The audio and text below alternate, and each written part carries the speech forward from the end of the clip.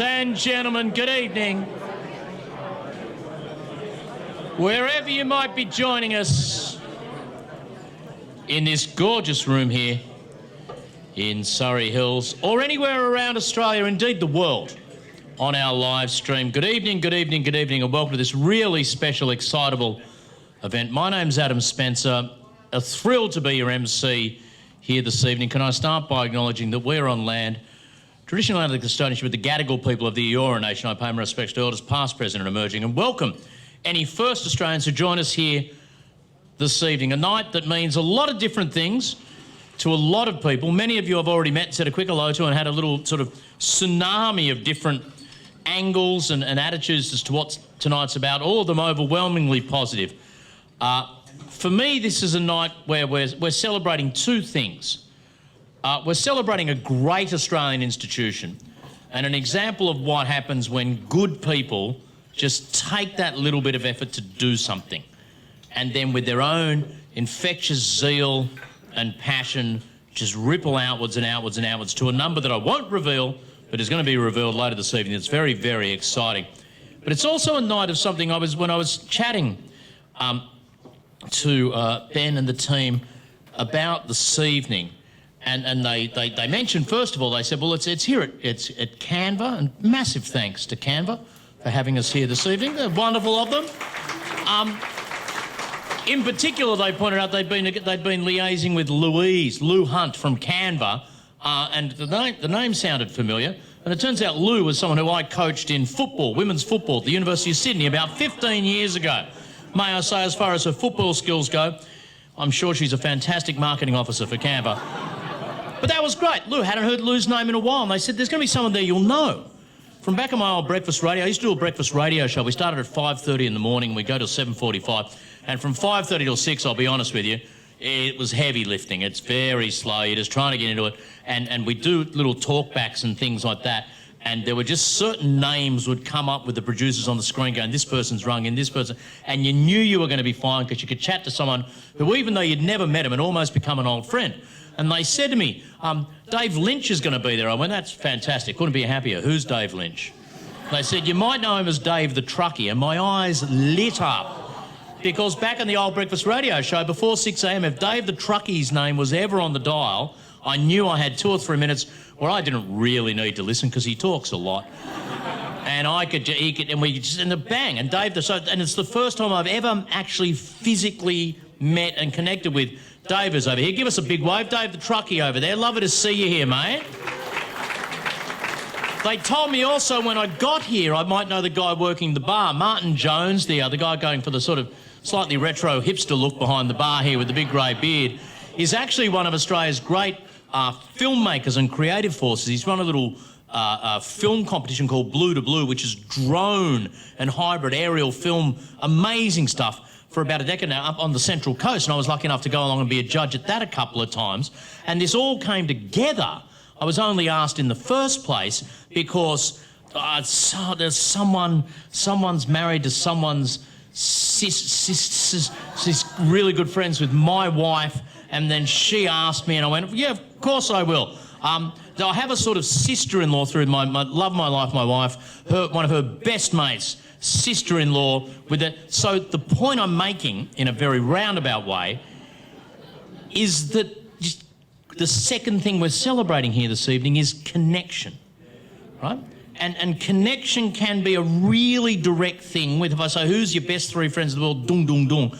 Or connection can just come about through just one step leading to other, or just a couple of steps, or the reminder of an old friend or a name you haven't heard for a while. And it's already resonating with me with several of the people I've spoken to from different men's tables this evening, just the new connections they've made, the connections they didn't realise they were only one meeting away from mating, and the importance and the ongoing sort of pull and drive that connection can give us. I think that's what we're really celebrating here this evening. A wonderful institution, 2 guys who've done amazing stuff, but it's the connection and the sense of community you've developed amongst people who, before they walked into the room, had probably never met each other before, never heard of each other. That's the wonderful thing we're celebrating this evening. A couple of really tiny housekeeping bits. Please turn your phones to silent. Don't turn them off. Snap away. Go crazy on social media. Get the image. Do we have a hashtag? We don't have a hashtag tonight, do we? Hashtag ExciTABLE. Let's go with that. Hashtag ExciTABLE. Just take photos, get quotes, selfies, happy snaps, and just get them out there on your social media of choice. We don't care what that is. Facebook, Twitter, Snapchat, Tinder, we don't care. Just get it. You're laughing a bit hard down the front there, man. Get it out. Spread the story tonight. The unlikely event of an emergency, don't panic. There are exits clearly marked just out of the venue. Female and male toilets are somewhere around there. Male over there, female over there, whatever that means in 2023. I'm not walking into that social media mire. We're going to be out of here by 9 p.m. This is a non-smoking venue. You can't smoke here in the room. You can't smoke over by the bar in the little foyer area where you enter. You can't smoke there. Can't smoke over there near the food. That's also non-smoking. Immediately outside here on the street, City of Sydney, that's non-smoking. Look, if you want to have a cigarette, the best thing to do is get up from your chair, come towards the stage, turn, go up through that little door there, boom, turn right. You're on Kippax Street, go down the bottom of Kippax Street, turn right there on Fraser Street, quick left down there, about 50 minutes away, there's a cab rank. Hop in a cab, head up to the airport, not the domestic, the international airport, buy yourself a ticket to Bali, and once you're at Denpasar, fucking knock yourself out, okay? We have a raffle here this evening to continue to raise money for this wonderful organisation. Look at these prizes.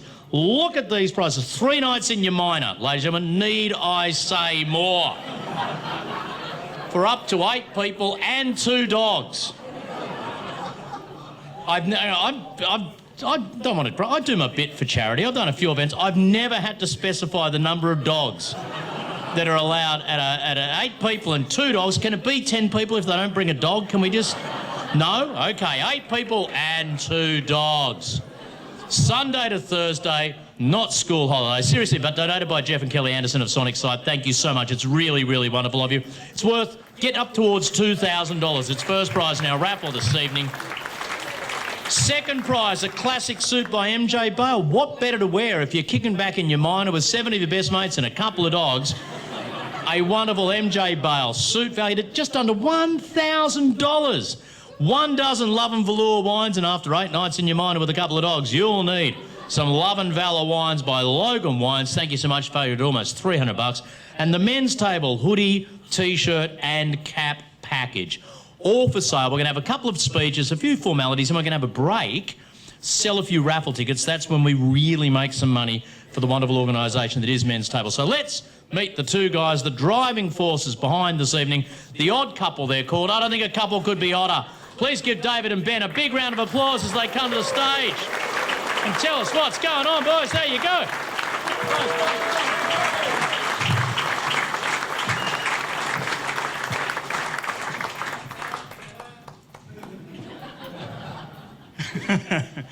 The odd couple indeed. For those of us who know us, we have very similar values, but we operate in very different ways. I'm Ben Hughes. I'm David Pointon. Lovely to meet you. So, 2011, things weren't going so well for me. And I looked around, I had nobody to talk to. So I was sitting on the couch a fair bit. I was self-employed and... hang on. I was self-employed, and that was going pretty badly.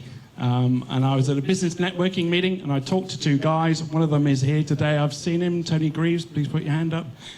There you are at the back. And the beautiful David Peach, who left us in November 2021. I talked to them about what was going on, and they basically said, well, mate, we feel the same kind of way. We go through the same stuff. And I thought, something in this.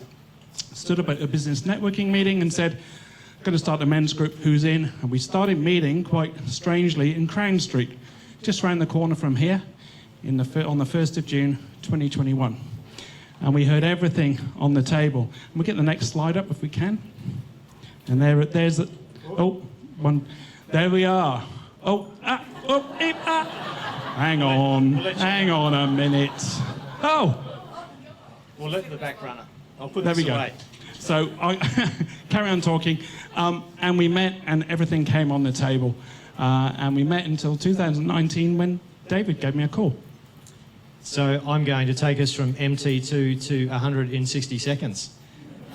We went back to our guys. We got a set of fundamentals, the guidelines that hold tables together. We wrote them down. What's made this work?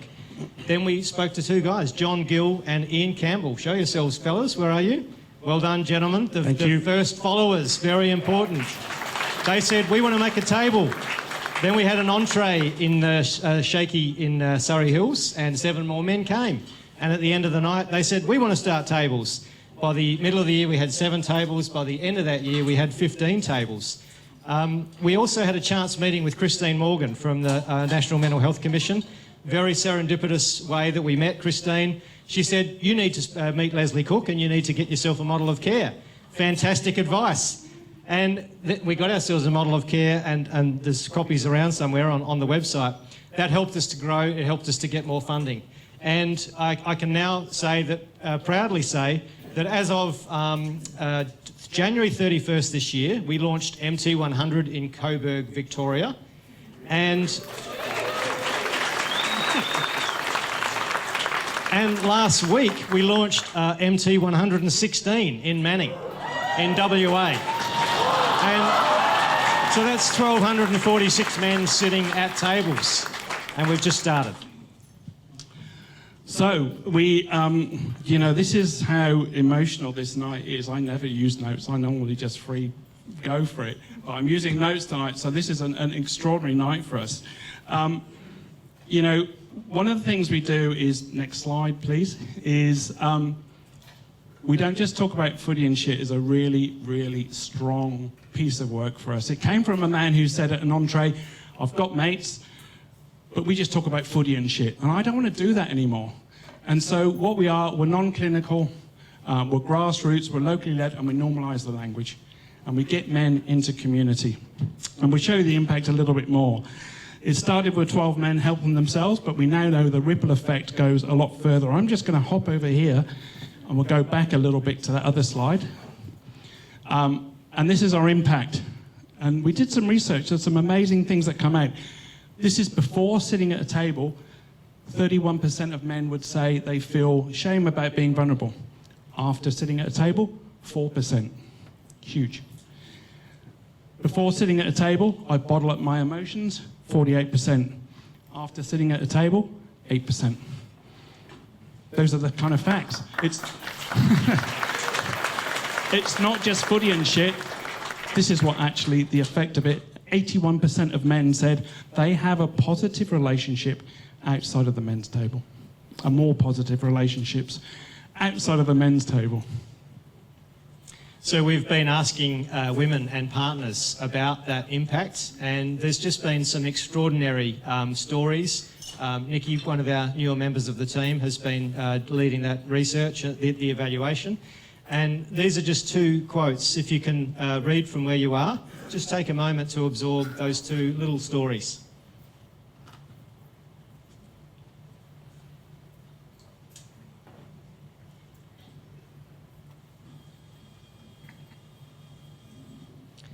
So, building on from that and sort of recognising this community is bigger than just the men sitting at tables, we wanted to acknowledge and welcome you again, different cohorts, different people that make up our community, and say hello again to you tonight. But also we've got people live streaming from home. It's all very sort of modern day, isn't it? All very tech, so that's pretty cool. So sitting at the comfort of their home. Hopefully my dad and stepmum are there. Hello. In Adelaide. So firstly, we wanted to acknowledge the men at tables. We've got men here from an incredible cross-section of tables, from John and Ian, who we spoke about, men from MT4, right through to a couple of men from MT114. They literally haven't met yet. They've just been to their entree, and they wanted to come tonight. Men come for all kinds of reasons. You know, you will have all come to a table for your own reasons, but there's certainly patterns in why men come. A lot of men come looking for connection, looking for friendship. They just want to have a sense of belonging and build out their relationship base. Some men are looking for a safe place, and actually I want to have a place where I can have a real conversation, not just footy and shit. Some men have been dealing with the bumps and scrapes of life. Maybe something big's happened in their life and they've realised, gee, I actually don't have a place where I can really talk about this and process it. And other men just want to contribute. They want to help other men. It's like, I think I've been through my own journey and I've got something to contribute as well. So thank you to those men who are here tonight to sort of represent all of the men at tables. Let's hear it for them.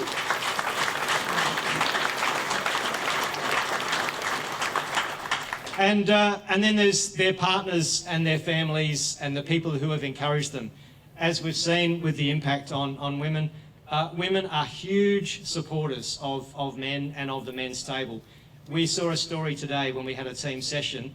The woman being interviewed talked about her encouraging her man for 3 years to get to a table. He's now been at a table for a year and he's loving it and it's really helping him. That just took gentle encouragement, patience, nudging, sometimes downright, you got to go to this. And it works, and we just so appreciate the support that comes from the people around the men at tables. Not only that, we'd like to thank the people who've supported us. So some of our funders who are in the room tonight, we'd really thank you, because we wouldn't be able to do what we do without you guys. So 2 years ago, it was David and I as part-time volunteers doing this thing. Over the last 2 days, we've got together in Sydney, and there's now a team of 17 full and part-timers. I mean, it's kind of mind-blowing what's happened. So in particular, I'd like to thank our first funders, which were New South Wales Health, who gave us a phone call. We actually had a Zoom meeting. And on the Zoom meeting, they said the first number, and we were like, oh my God. And then she said, oh no, that can't be right. No. And then took a 0 off and said, oh, it's this phone. And we were like, well, okay. And then she said, oh no, it is the first one. And we're like, oh! So like, oh! So that was a hugely emotional day in the office. We, lots of tears were shed and lots of emotion. So we now got funding from a number of PHNs. Hunter New England PHN have been a huge supporter of what we do. So we'd really like to thank you guys for that. Resilience New South Wales. And now the federal government have come on board and realised what we do, in that we take men out of the health system, but they don't really need to be in the health system anyway. It's not what it's about. It's about creating communities. They've realised the importance of community. And I think COVID really did that. Made people think about who's around me right now. So the men's table is a great insurance policy for that. And I'll show every single funder who's in the room, maybe if you're not a funder yet, you'd like to be, that we acquit what we do. We've acquit every single grant that we've got. So we take it very seriously. We don't just talk about footy and shit. It's a simple kind of thing, but we take what we do very seriously. So the next cohort who are here in the room are many generous people who have given freely and regularly in all sorts of sizes and shapes and ways. Firstly, Tracy Foster, you are still our biggest private donor. Thank you. Yeah, Tracy. Tracy did an amazing speech at our launch event 2.5 years ago and told us her story and why she's connected to this cause. Thank you. Oh, I'm getting emotional now. Jeff Anderson, MT1 member, dedicated, committed, always on the lookout for how you can help. Member of the advisory board. Sonic Sight has given incredibly freely to make all sorts of amazing videos. You were instrumental in the connection with Christine Morgan. Thank you, Jeff.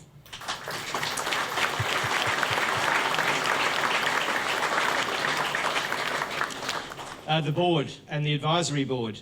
Robert came on as the third director before he really knew what was going on. He's now our chair, and he's been a real stalwart and tremendously caring of the culture and the people in the team, as well as great support to Ben and I. Thank you, Robert.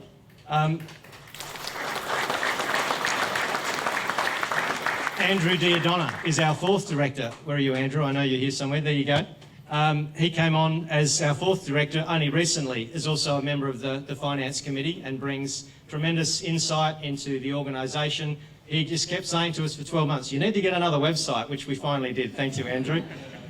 Tracy Neveson has been our company secretary way over there in the corner. Thank you, Tracy. You've been fantastic at whipping us into shape. And Rob Burdock is here. Rob is the chair of our Risk Advisory Committee at the back. Thanks, Rob. Roger Vitanis is our organisational coach. Where are you, Roger? Roger's been instrumental in helping us get ourselves organised and planned. Thank you. And then more recently, a couple of media organisations. Firstly, The Hallway, award-winning advertising agency, and also Shopper Media. Look out in shopping centres and very soon, as of Monday, in Sydney Rail stations for the digital screens. This is the pro bono work coming from these media organisations. Thank you very much.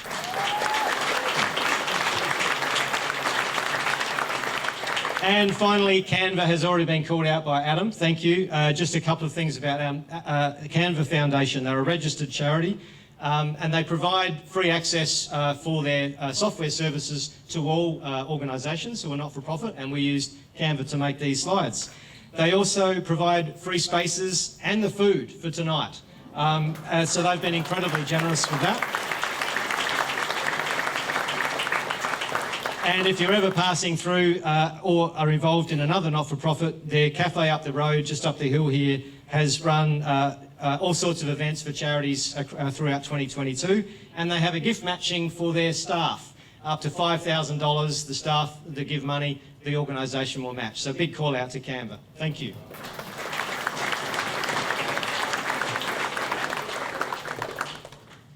We apologise for anybody we've left out because we've had a huge amount of help from so many people. I think we'll go to the next slide.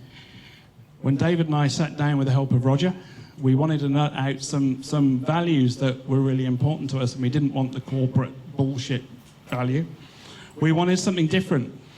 So these are our values that we live, and we've had these pretty much from the very start.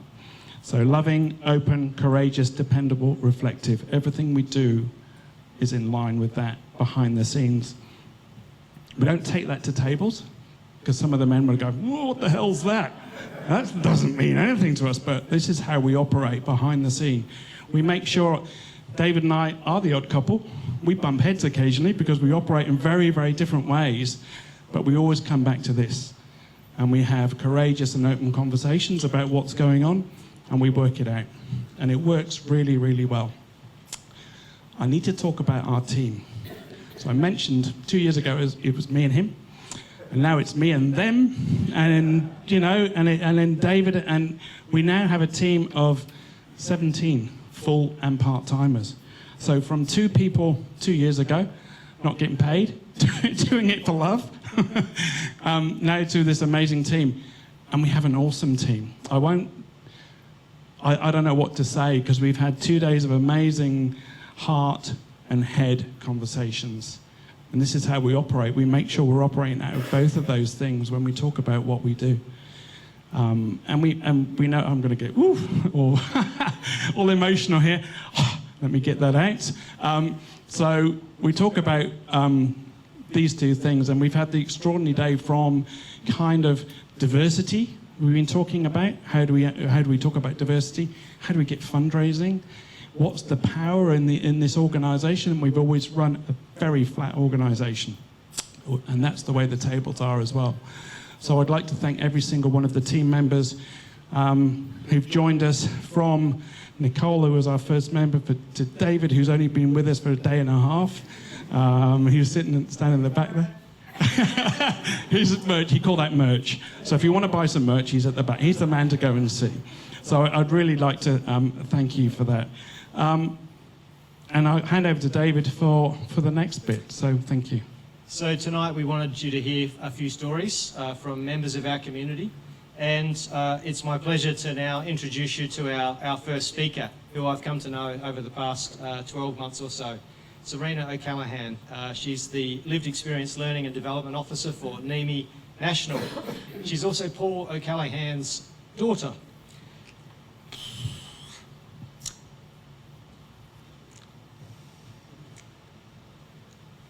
Paul was a member of MT22.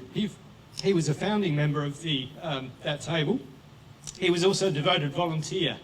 He came into the office once a week and worked tirelessly to help this organisation to grow. He co-authored the Couch to Community Evaluation Report. Please take a read, it's fabulous, and it's on our website, and there's copies around as well. Sadly, Paul passed away at the beginning of last year. As a result of his passing, I got to know Serena, and she's a beautiful soul and a great testament to the legacy Paul has left. It gives me great pleasure to invite you to speak with us, Serena. Thank you.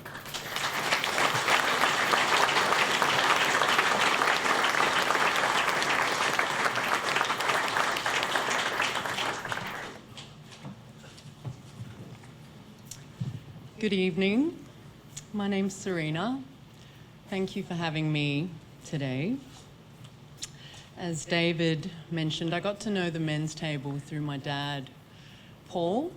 He was a founding co-host of the men's table in Glebe here in Sydney.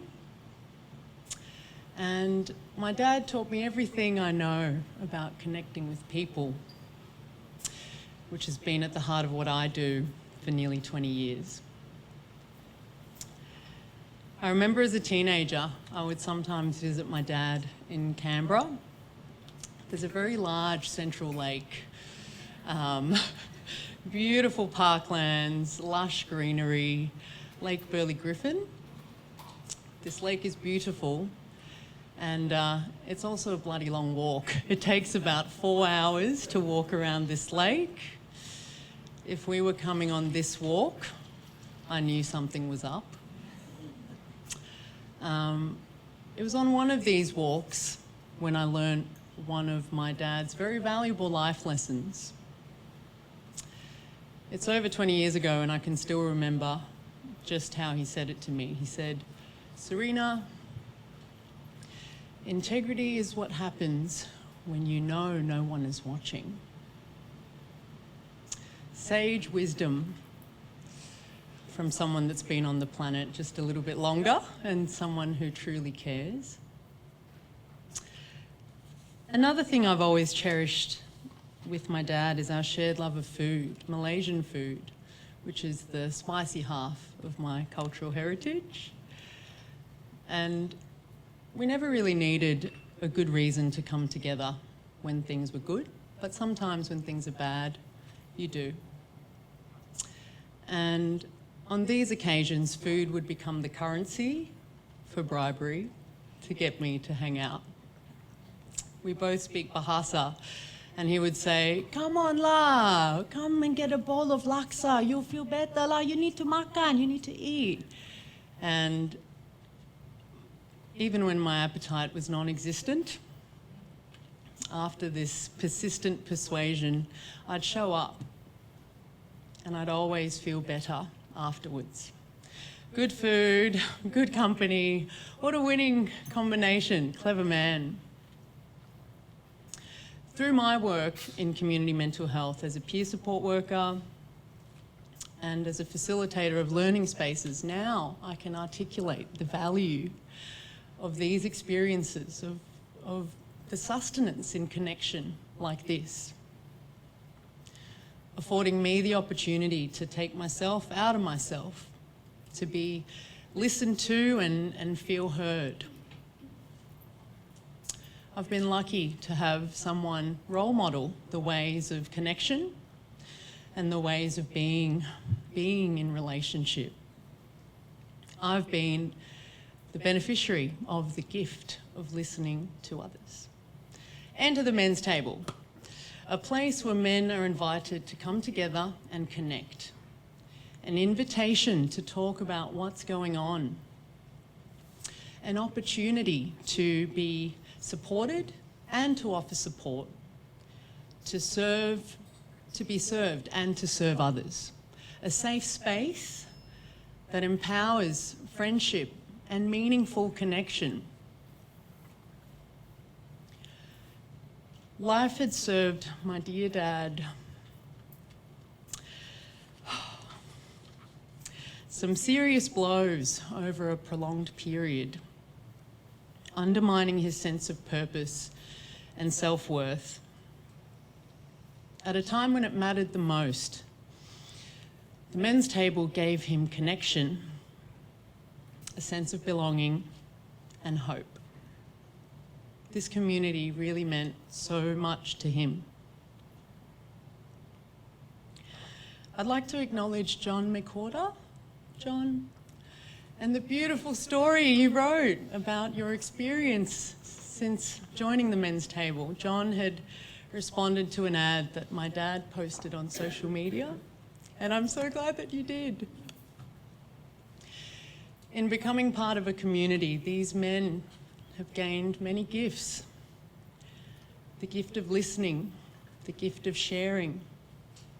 For someone not yet able to share, who may not know how to, how incredibly powerful to be able to watch someone else sharing while gifting your ear and being inspired towards the possibility of one day being able to find the words yourself. The gift of discovering that you're not in it alone. And the gift of social connection, camaraderie, belonging, and community. There's never been a better time to be in a community of care. To 100 men's tables and thousands more, thank you for being the change that's needed.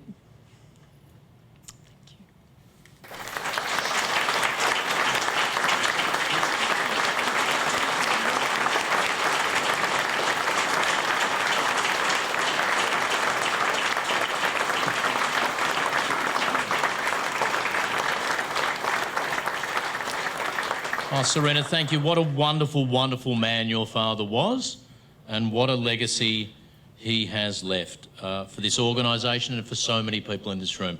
Thank you again. Please, ladies and gentlemen, Serena O'Callaghan. Thank you, Serena.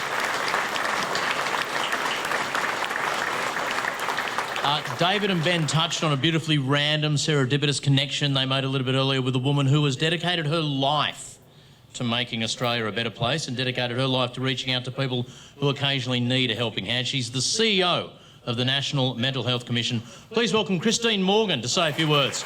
Christine.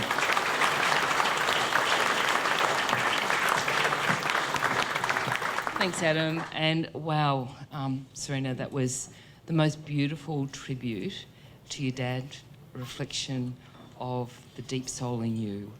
And I've learned from recent experience myself, that's the legacy those we love leave us. So thank you so much for sharing that. Thank you, Adam, for the chance to be here. Ben and David, wow, can't see where Ben and David gone. There, yay! Have a beer, Ben and David.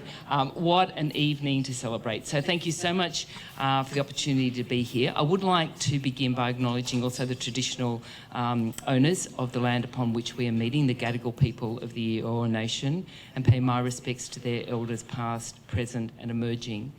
And in the Commission, we always stop and pay tribute, pay our respects to those of us who have a lived or living reality of mental illness, mental health challenges, loss, and for those who care.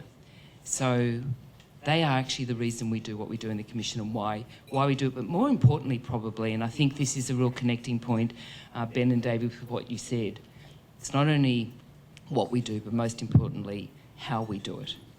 So, look, I wanted to actually just start tonight, and this is bear with me because it's a little bit of a personal reflection, but I'm actually somewhat casually dressed tonight. Now, normally I wouldn't draw attention to that, but there is a reason. And Serena, what you said there about connection, I think has given me the courage to share this. So I drove up from Canberra today. I was in my good corporate gear, my black pants, and I had completely the wrong colour on. It was brown and it was orange and it was black. And I got this lovely little text from Nicole saying, "Don't forget to wear blue." Okay, great. Okay, not going well. Then the day continued to fall over. You know when you plan to arrive somewhere by this time and it gets to this time. And then I had a coffee meeting with somebody and that went a little bit longer than it should. And then I hopped in the car to come here and then I got a phone call from somebody and I'm going, oh, this is not going to work. So I ended up parking just up in Kippick Street. Now, thank goodness I got a car park. Yay. And I was sitting there going, okay, I'm just going to have to go in there and try and do this. And then I thought, stop. The most important thing that the men's table stands for, that truly inspired Leslie and I right from the beginning was the integrity of their desire to connect. So I thought, how do I solve this? I thought, I know. I managed to remember that I packed in my bag my blue pants. So, very simple matter. We're in Surrey Hills. You can do this, Chris. Hop out of the car, get them out of the boot. Good. Okay, there's nowhere else to change. I'm in the front seat, just praying to God that nobody walks past as the black bra gets flashed. But I managed to do it, And actually, that's the most important thing to me tonight, that this connection through colour, this connection in reality is what really matters. What I wanted, I guess, to do tonight, and really Ben, David, all those who've been involved, this I hope conveys the import and the magnitude of what you have managed to achieve. Going back 2019, newbie in the Mental Health Commission, you walk in, and this was my first experience working for government. Come from the charity space. This is really different. These guys walk in and it was a breath of fresh air. It took me right back. These are two guys who really, really, really want to make a difference. And that, I guess, was the turning point for me in the commission, where I thought, actually, we do have to do things differently. And so I thought, what do I do? Who's been the trooper that has been with me for years and makes the impossible happen? Leslie. Leslie is here tonight, and literally we've walked many paths together. And so it was an opportunity to bring Ben and David together with Leslie to say, can they make something happen? Just at the end of last year, I was down in Tasmania, in a place called Georgetown. Where's that? Top whatever corner of Tassie, and there was Ben. And we had an opportunity to go, oh my goodness, look what you have achieved. Now, that's a wonderful story in itself. But I want to put some context and then to leave you with a thought as to why this actually really matters. Just for a minute, bear with me. We have a situation when it comes to mental ill health, suicide risk and loss in Australia. And I'm just going to give you a couple of stats. Thank you, that's a good one there. 1 in 8 men will experience depression. 1 in 5 will experience anxiety. Had an opportunity to work in the space of suicide prevention for a couple of years recently. And 3/4 of those we lose are men. The Australian Institute of Family Institute has a survey they do. Less than 25% of men say that if they need help, they'll reach out. Less than 25%. I then see a stat which says, subject to the evaluation you've done, 76% of people who come to men's table know that it's okay to reach out for help and it makes a difference. 76%. What a critical achievement amongst anything else. Now, why does it matter? There's a couple of things that you said there, Ben, that I'm just going to ask you to hold on to, because I'm hoping that in the next couple of minutes I can just move you along a little bit. 2 things you said were, we don't really fit into the system. We're a bit outside it. We're not directly about mental health or anything like that. We don't really fit in the system, and that's a good thing.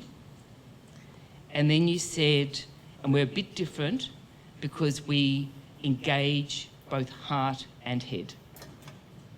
Now, just hold those thoughts and let me see if I can actually position this for you now. Another piece of work that Leslie and I have been working on, and we began when I joined the Commission. And we were challenged to do this by Greg Hunt when he was the Federal Health Minister. We were looking at, one day we were sort of sitting around and it was kind of, okay, what do we do next to improve the mental health system, the suicide prevention system? It's an ongoing dialogue you have in Canberra. What policy bits can you do? What can you do? Blah, blah, blah. And somebody challenged him and he said, actually, I think this is the way to go. He said, what we need to do is, rather than have what are the emerging next steps we need to do, we actually need to vision what does it look like when it's really right, and then kind of work back from there. So after a hell of a lot of hard work, a lot of going out and doing conversations with people, a lot of conceptualising, we came up with Vision 2030. I'll share it with you in a minute, but I won't put it up on the screen yet because I want to just talk to you about it. But this is the vision that thousands of Australians have contributed to. Leslie's helped really distill down what that actually means. And there's a whole journey to get there. But the vision is strong and the vision is clear. And I'm going to challenge you, Ben and David, because I'm sorry, I don't think you sit outside the system. I think for very solid reasons, we need you in the system. When I share the vision with you, what I was going to share with you is not what I thought it would be, which is an architectural structure of how you redesign the system so it works better. Because when it actually comes to our mental health and well-being, it's actually not about how does the clinical pathway work. It's fundamentally about what is my experience of that system, because that is how we do our mental health and well-being. What is my experience when I go to a men's table? It's the experience which makes the difference. It's the experience and how I engage with it. So let me just share with you for a minute what now is effectively our vision, and just see if this actually resonates with you as I read it into the room, of what you would like our mental health and suicide prevention system to be. And then let's vision how men's table is a critical component. So you can bring up the slide. It's the one called My Positive Experience. I think it was the one before that. Here we go. At the first sign of mental illness or suicidal thought, I know where I can go for help. I know I'll be treated with respect and my experience will be taken seriously because I live in a community that really values mental and social well-being.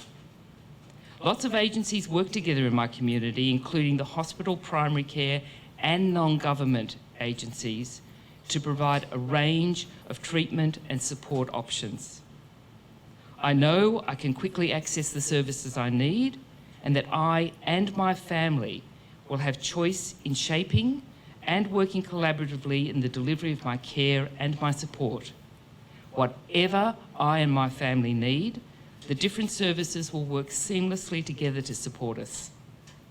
There is no risk we will fall through cracks in the system. As I work towards my personal recovery, I will have support to help me to re-engage and move forward in my life with confidence.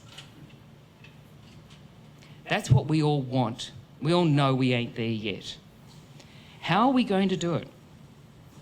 Well, I think one of the ways that we need to do it is we need to recognise that it's not always about clinical responses. And absolutely fundamental to an entry point into a system, support through the system, staying well, is our connection with each other. And you are damned right, Ben, when you say that importance of social connection is not currently in the system.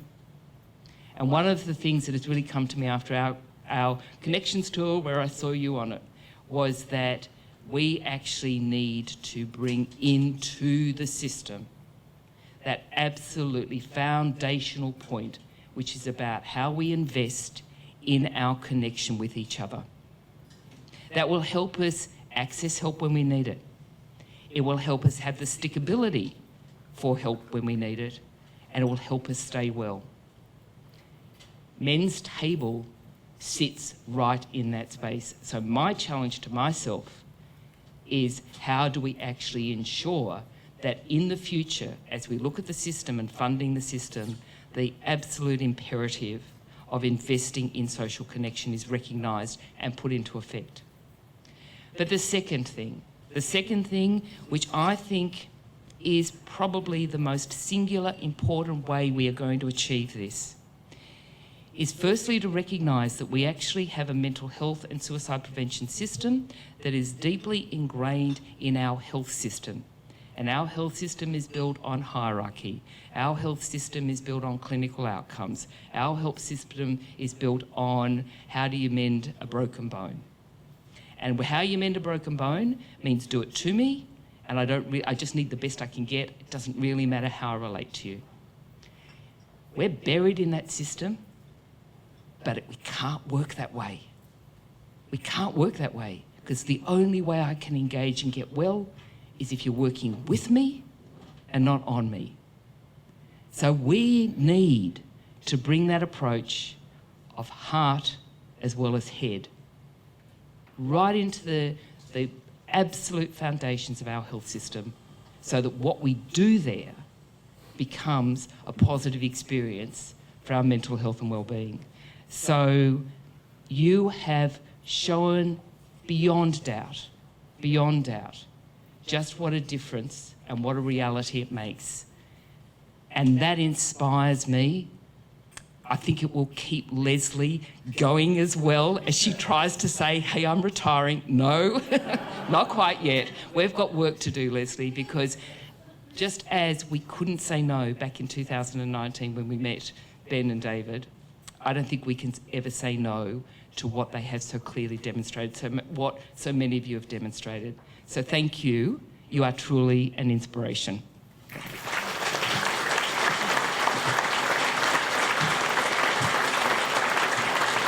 Thank you, Christine. Please accept that gift from Men's Table, and how lucky we all are to have you at the helm of the National Mental Health Commission. And Ben and David, my takeover from that is enjoy the night, drink up, have a good time, because by 8 o'clock tomorrow morning, on board with 2 big challenges to take on from a visionary in this system. Let's please give Christine another round of applause. Thank you so much, Christine, for those wise words. A great woman once said, food is bribery. That was you, Serena, in case you're wondering. We're going to be bribing you with food in just a couple of seconds. 2 quick things before then. We're taking a quick break. Don't run off. There's a couple of little presentations after this quick break. During the break, you thank the funders. We can all be a funder for the next 10 or 15 minutes because the raffle's about to kick off. Tickets are 1 for $20, 2 for $35.60, all the way up to 10 for $100. You can pay with a card. You can pay with cash. We have no change. So if you pay with cash and you've only got a $100 note, enjoy your 10 tickets. It's all going to a very good cause. We're going to sell the raffles tickets in just a couple of seconds. We had those fantastic prizes. They're explained in detail at the back of the room if you want to know. Grab a bite to eat, grab a drink. But before you do, we're going to create a quick moment of community here in the room. Many of you are here with your partner or your special other. You're statistically most likely to be sitting next to the person you know best in the room. So on the count of 3, everyone's going to stand up and look around, and the first person you look and go, I've got no bloody idea who you are, mate. You're going to extend the hand of friendship, ask them how they're going, then you're going to follow up with that crucial question we ask at Men's Table. How are you feeling? But really, how do you really feel? We're just going to have a little 3-minute conversation with each other, with someone you don't know before. You're going to share from the heart. You're going to talk about I. Let's just form a few little connections right now, after which go over there and bribe yourself silly at the food table and then buy some raffle tickets. But on the count of 3, up and around, 360 degrees, first person you see you don't know, shake a hand and have a chat. 1, 2, 3, make a connection.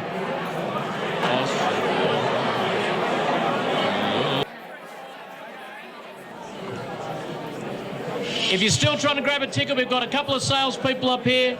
Come and grab a raffle ticket here. Otherwise, I would ask you to be quiet because we've got a special speaker now. Not a professional speaker, so please give him your attention. Really excited to have him here. From MT26, no less, in the Greater St George region. And he's also plays a crucial role at the Men's Table. He's their kitchen team concierge. I know. Hasn't that got a bit fancy? That means the vast bulk of people who come to the organisation and first reach out to join, this will often be their very first point of contact. He's a wonderful public face for the organisation. Jim Raptis is going to come and say a couple of words. Give Jim a big round of applause. All yours, Jim.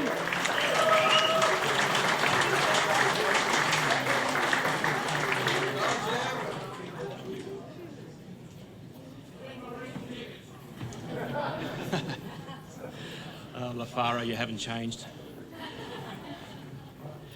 Okay, Guys, I'm just going to tell you a little bit about my journey with the men's table. In early 2021, I went through a traumatic marriage breakup. As a consequence of that, I lost contact with my kids and almost all of the friends that I thought I had. A large part of my life just disappeared. I felt a huge void and complete loneliness. Those that were still in my life all seemed to be experts, and they all wanted to tell me what I should do. They were all well-intentioned, but none of them said what I really wanted to hear. No one said, "How are you feeling? Would you like to talk?" Also, I didn't have the confidence or the courage to initiate that conversation. The only time I could talk about my feelings was when I visited my psychologist. With his guidance, I mustered up the courage to call the men's table. My call was answered by Ben. As soon as I started telling him what had transpired, I couldn't control myself. I broke down sobbing. Ben listened to me and said something comforting. I can't remember exactly what he said, but I can remember feeling a sense of hope after I had spoken with him. Straight after the call, Ben sent me a text message thanking me for having the courage to reach out and invited me to an entree. That phone call to Ben, or that phone call to the men's table, was a major turning point in my life. I felt as though there was hope that I could start something new in my life that involved connecting with other men. Perhaps there were others that had similar experiences, or even different experiences. Men that wanted to connect with me as much as I wanted to connect with them. So I registered to attend the online entree, and I remember feeling excited as the entree approached. I thought, finally, I can tell my story and how I feel. The entree was hosted by David, and there were about 10 men participating that night. When I started to share my story, I let it all out. I got it on a roll and I just couldn't stop. And I remember, whilst I was talking, I remember thinking, am I making a fool of myself? Do these people really care? Afterwards, David thanked me for sharing and was supportive. I remember feeling a great sense of relief. Some of the other men on the call that night sent me messages of support through the chat. Those messages, along with the relief I felt, assured me that I was on the right path. I was invited to join MT26. At first, I met up with two of the guys for a drink, and once again, I told my story. Again, I was listened to with empathy. That felt so good. I instantly connected well with them. At my first table meeting, I could feel the empathy from the men listening to me. That was very comforting. So by the end of that meeting, I had told my story for a fourth time to the men's table. And I'm sure I repeated myself a few more times in subsequent months. But every time I repeated my story, it felt like another layer of pain peeling off. Sharing my story at the men's table taught me to have the courage to open up with other people in my life. I was then able to strengthen the relationship with my siblings, which had been strained for many years. I was able to reach out and reconnect with friends that I hadn't seen for decades. I became more confident in my dealings with people. I was more positive in my work and started feeling more positive in my life as a whole. I had gone through a massive transformation. My problems were still the same, but I didn't feel as miserable about them. I realised that stress and worry only creates more stress and worry. I learned that in life I will always have problems that I can't control, but what I can control is how I react to them. The men's table wasn't all of my recovery, but it was certainly the start of my recovery, and everything else flowed on from there. Now MT26 is part of my life, and I look forward to every meeting. Life will always have its ups and downs. Sharing them at the men's table makes the highs more exciting, and the lows don't seem so bad. I've always been very grateful for the help the men's table gave me. So much so that when I saw the concierge position advertised in the kitchen spread, I instantly knew it was for me and I applied for it. I felt it was a time that I helped others the way that I had been helped. As a concierge for the men's table, I greet all the men that make inquiries and register for entrees. Giving them that special welcome and seeing them through to joining a table is very satisfying. I truly love the work that I do, and also my fellow kitchen team members. They are like family to me. I won't mention them all, but David is like a big brother that I never had, and Ben is like that eccentric uncle that makes everyone laugh.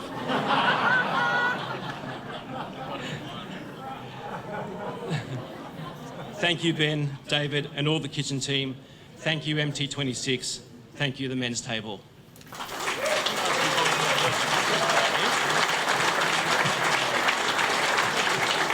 Come here, Jim. Well said, mate. Just want to ask you one quick thing before you go. So you mentioned, you spoke beautifully about that moment when you first contacted the men's table, and you spoke to someone who would eventually didn't realise, Tom, your eccentric uncle. But so you can remember that first conversation and the impact it had on you. Yeah. So what's front of mind for you now that you've come full circle? When someone first reaches out to the men's table and they line up on the phone with you, where's your head at? What are you trying to do in that position?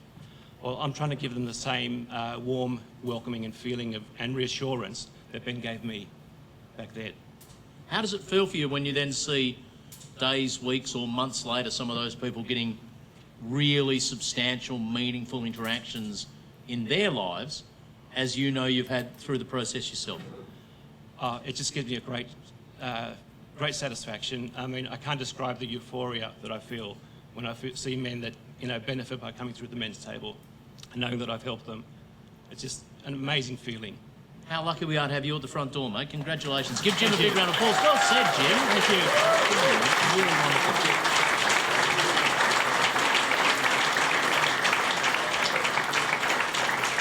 We're not just here in the Canberra offices in Surrey Hills. As was mentioned, we are all around Australia. We've got men's tables, many of whom are zooming in tonight, watching us online across the video stream. And I think we've got a short video now to play to acknowledge some of those men's tables around Australia. Hi, my name is Tian. I was told that we are actually table number 100, which is a really auspicious number. It's a lot of tables all across Australia.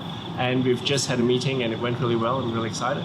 I've been with Brownstill Table 83 for the last 3 months, and this has taught me the importance of listening without interrupting. This came in very useful a few days ago when my 18-year-old son opened his heart up to me about how difficult school had been for him as he was growing up.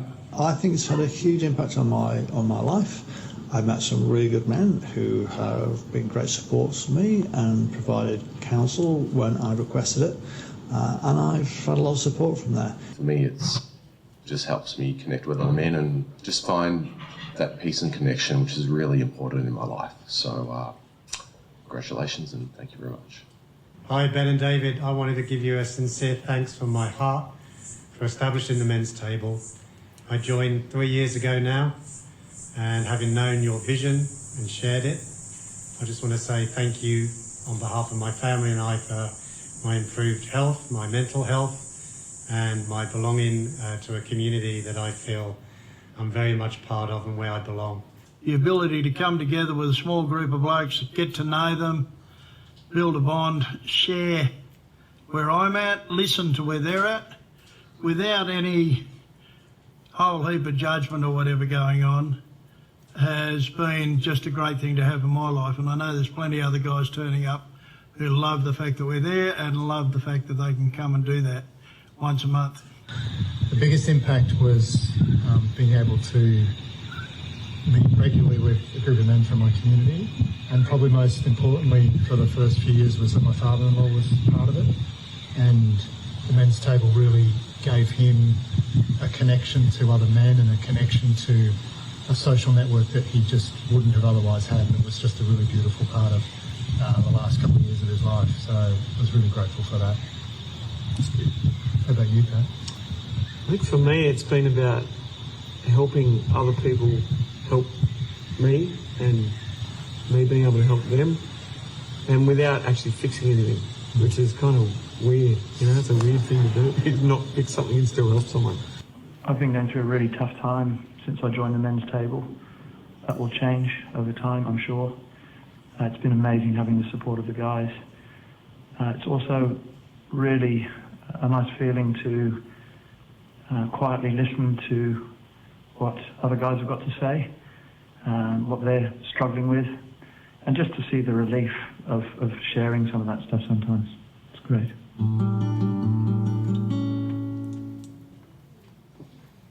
Wonderful stuff. How about a round of applause for those wonderful servants of the men's table from around Australia? Are we ready to go there, Mel? Have we got those tickets? We're still ripping them up, still putting them in? Are we? We've sold so many raffle tickets, we're still sorting them all and getting them put into the bag. So our wonderful photographer here, whose name is? Tim wants to take a big group photo to catch the vibe in the room. So you want to come out the front here, Tim? Is that what you want to do? What do you want to do it from, mate? Okay, unfortunate for the people just there on your left, but that's the way it goes. And you want? Is it staged? Are we faking? What are we? It's like hands in the air, sort of. Yeah, there we go. Bit of hands in the air action. A bit of sort of. That's not me. I don't make these decisions. Ben and David, get in the photo. Take your time here, Tim, because we're still frantically ripping raffle tickets out the back at the moment. There we go. Can everyone see the lens? There we go. Yeah. I'll do one more. One more from that side so no one misses out. Go and sit on another lap there, Ben. There we go. Hey! Fantastic. Okay, how are we going with those raffle tickets? Are they all in the bag yet? Almost. Stretching. It's good that we've sold that many raffle tickets. Have you got a single thing, or are you jostling around between each other a bit? Best if we draw the raffle before you guys. It's up to you. You've done this before. Are we 10 seconds away from having raffle tickets, or are we a long way away? Yep. Oh, I think I see someone shaking a bag. We're looking good. Yeah. Get your raffle tickets ready. We're about to draw the raffle. The wonderful Mel, fundraising manager for Men's Table, is going to draw it for us now. Serena's going to draw the raffle. Grab your tickets now. Shh. As far as I understand, if we sold all the tickets this evening, we're only sold in advance. So everyone should be here. Give us a second. No sort of awkward moments ago. Now, I should declare, I have purchased tickets myself in this raffle. Before we go, I'll read it out. Oh, there we go. Good. I'm going to tell you in a second, ma'am. I have purchased tickets in this raffle, but I just want to make clear if you purchase a ticket in the raffle, you're allowed. It's a true story. My favourite raffle story ever. Does involve one rude word, apologise, but it's by an Australian legend. 1991, University of Sydney Student Labour Club have their annual dinner, and they are so excited. They've got Gough Whitlam as their guest speaker. So these kids are just, their minds are blown, and Gough's there, and he's awesome. Tells jokes, old war stories about, the being Prime Minister, the dismissal, all that stuff. At the end of the night, they have the fundraising raffle. And they ask Gough if he'll get up to draw the raffle. And Gough goes, oh, of course I will. Gets up, draws the raffle, puts his hand deep in there, pulls out a ticket, turns around, it's a red ticket, B47, oh, E. Whitlam. He's drawn his own ticket out of the raffle, right? Everyone's looking at Gough, Gough's looking at everyone, everyone's looking at Gough, waiting for a redraw, Gough's looking at everyone, everyone's looking at Gough.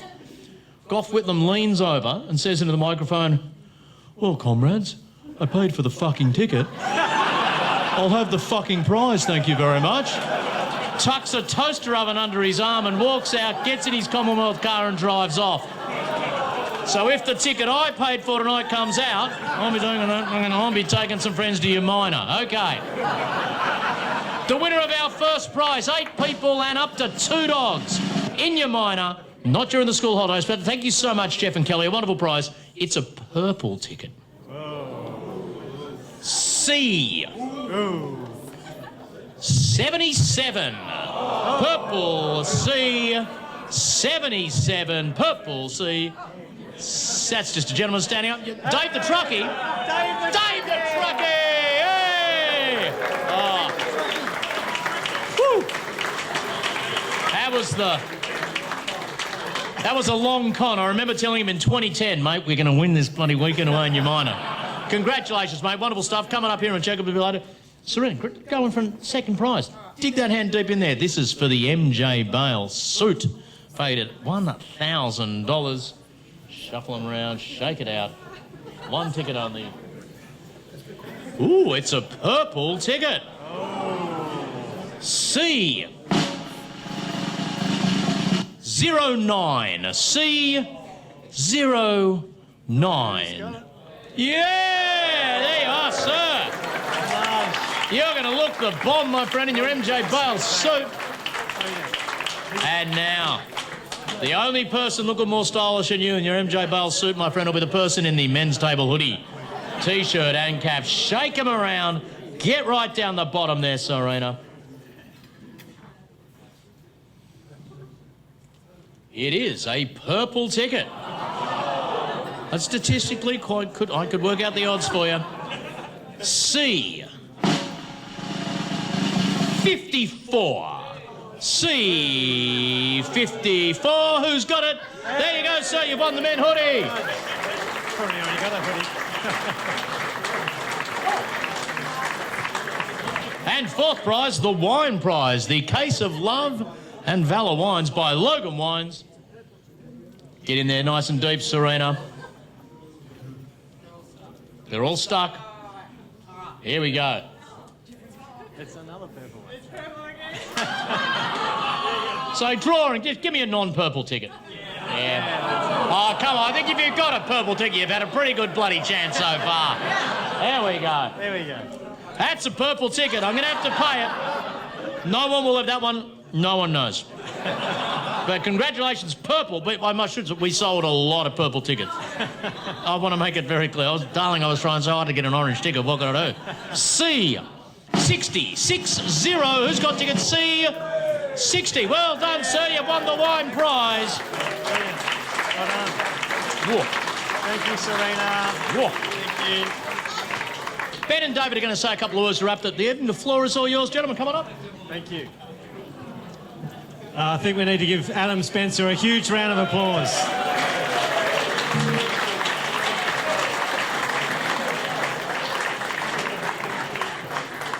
So we're just going to say a few words to finish about where to from here. We've come so far, and there's so far more to go.